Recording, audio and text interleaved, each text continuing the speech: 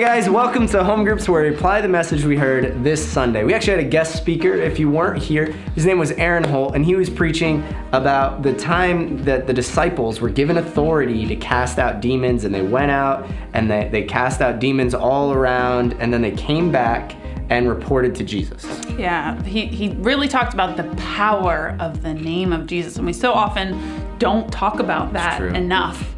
The name of Jesus is so powerful in today's culture. My dad used to tell me a story as a kid when I would have bad dreams that when he was younger, he was on the farm and his brother got violently attacked by a bull.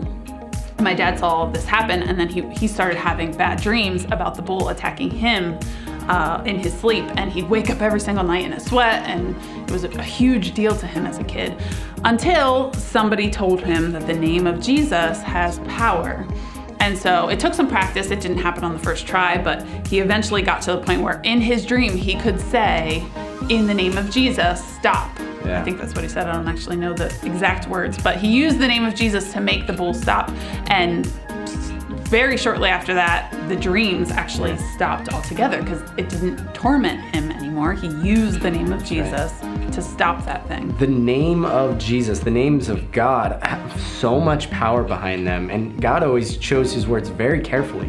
When dealing with the Israelites, explaining who he was, he said, "I am" before, and then Jesus has this name we can call on, and there's so many personalities of God reflected in his names, and there's so much to be gained from studying those. Mm-hmm. But just knowing, even in the bare minimum, that if I call on the name of Jesus, there's power in it. Yeah. And this was the disciples' first time really encountering the power that came with the name of Jesus. And then a problem actually came. They became so bold. We now have this power in the name of Jesus that even demons listen to us when we invoke your name. And Jesus kind of cautioned them. He's like, well, hold on. It's not your power. It's my name and the name of God that they're answering to. And we always need to keep that in mind, that the name of Jesus has power.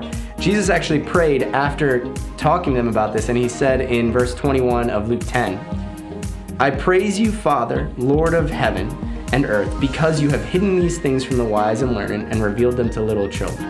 Yes, Father, for this is what you were pleased to do.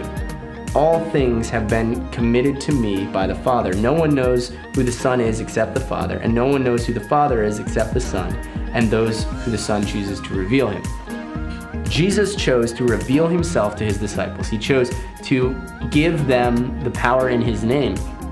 So we can't act like it's our own ability. We can't just walk up to any spiritual force and say, "You have to listen to me." We have to recognize that there are spiritual things at play we don't understand, and we might never understand, but we have the power to defend, to protect, to declare the name of Jesus. We also often pretend like it just doesn't exist if it's something that we don't understand. Yeah. And what we have to remember is the spiritual world is real. That's right. It is out there. There is even some truth out there that you can find, but it's meant to harm you if you get information other than God. But we have power over the spiritual world when we use the name of Jesus. So it's not that it doesn't exist, it is real, but we have power over it. We don't have to be scared of it. Yeah, and we've been coming back to that throughout this whole series, that there are things out there we cannot know. And it always comes back to me that I should focus on the thing I can know. The thing I can know is Jesus. And I can know that there's things I don't understand. And we weren't meant to understand. If God had wanted us to understand some of those things, it would be in the Bible. Why are we so focused on what we don't know when there's so much in the Bible that we do know about God? So with these spiritual forces, create the balance, that I need to be aware of them, but I don't want to be distracted by them. They aren't everything, but they are real. Focus on what you can know, and that's Jesus, and everything that he has to say about spiritual forces, and how to protect others in your family, and how to address them while not being distracted, dismayed, all those things. So declare the name of Jesus and be in those things.